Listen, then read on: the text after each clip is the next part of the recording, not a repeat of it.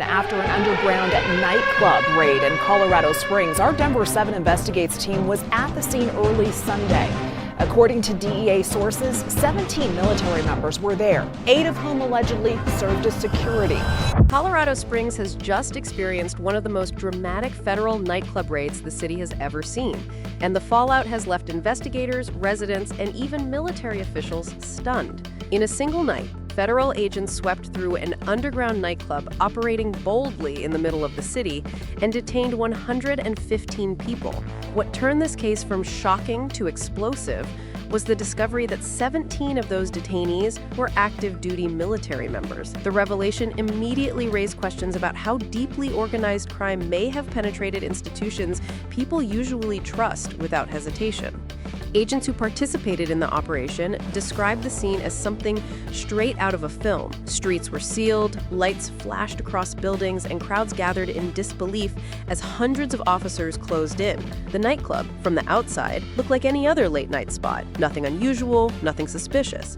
But the moment agents stepped through the doors, they found something completely different. According to investigators, the venue had become a center for drugs, prostitution, and a range of criminal activities hidden behind loud music and flashing neon. The numbers alone reveal the scale of what federal teams walked into that night. Out of 115 detainees, 17 were active service members, and dozens more could not prove legal status in the United States. What agents discovered was not a random gathering of partygoers, but a concentrated mix of individuals tied to trafficking networks and ongoing criminal operations. The DEA announced that 105 of the detainees remain in ICE custody as investigations continue. Colorado Springs, a city known more for military bases, families, and suburban life than cartel-linked crime, was shaken by the news. Residents woke up Sunday morning to headlines describing a raid unlike anything the city had seen before. For many, the real shock was not that an illegal operation existed, but that it had been running openly, right under their noses. Officials emphasized that this was not a simple raid. It was a coordinated strike, carried out with overwhelming force and precision. More than 300 officers from over 10 different agencies came together to hit the nightclub shortly after 3 a.m.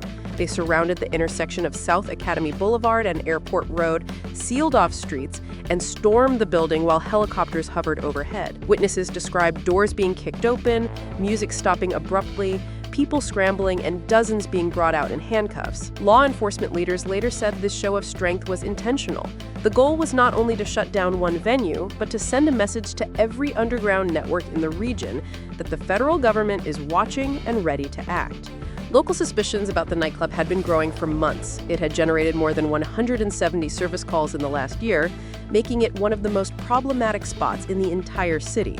Neighbors had long whispered about strange activity, late-night fights spilling into the parking lot, constant traffic at odd hours, and rumors of drugs being sold openly. Now, with the raid complete, officials confirmed that those rumors barely scratched the surface. What truly shocked investigators was the presence of military personnel inside the club. Out of the 17 active duty members found that night, 8 were not there as customers. They were working security.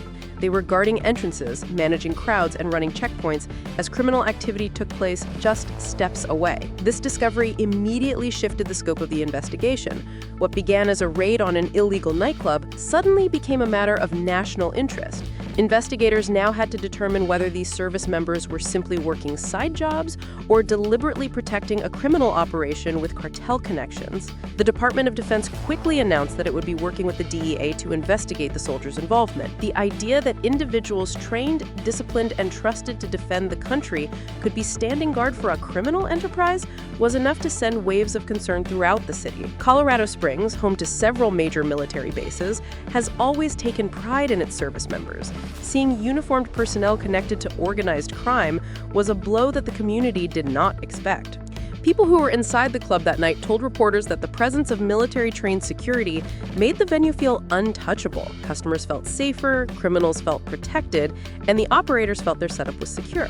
That illusion ended abruptly when federal agents rushed in, detaining civilians and service members alike. Photos from the scene showed military-style bags piled alongside civilian clothing, a clear sign of how intertwined the operation had become. The incident has raised troubling national security concerns. If 8 service members were found working at one illegal nightclub, Investigators now wonder how many others across the country might be tied to similar operations. Could criminal networks be targeting military members, offering quick cash in exchange for loyalty and protection?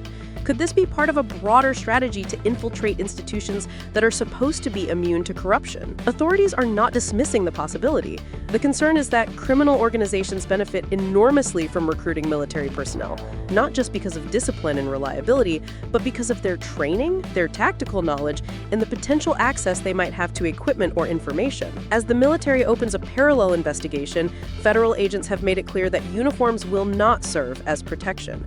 One DEA agent emphasized that anyone involved in guarding a criminal operation, regardless of their status, will face serious consequences. For families in Colorado Springs, many of whom view the military as the backbone of the community, the revelations have been difficult to process.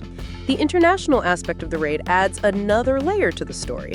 Out of the 115 detainees, 105 remain in ICE custody because they could not present legal documentation. They came from countries including Mexico, Honduras, Guatemala, Cuba, El Salvador, Colombia, Venezuela, Nicaragua, and Chile. The variety of nationalities suggests that this nightclub was more than a local gathering spot.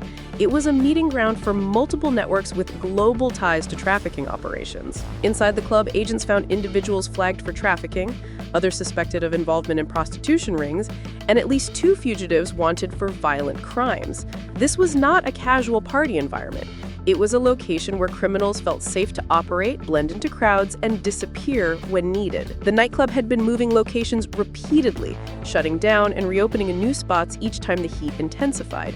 That tactic helped it avoid long-term detection, but also drew more attention as the number of police reports and complaints increased. All of that changed when 300 officers surrounded the building and ended the cycle once and for all. Now the city is left with the numbers: 115 detainees, 105 held by ICE, 17 active-duty military members, 8 of them working security, suspects from 9 different countries, and 300 officers needed to shut down the operation. Each number tells part of the story, but together they reveal the size of the threat that had been hiding in plain sight. Federal officials say the case is far from over. Every detainee will be processed, questioned, and cross-checked with larger criminal networks. Colorado Springs, a city not normally associated with cartel investigations, now finds itself at the center of one of the most complex cases in recent years.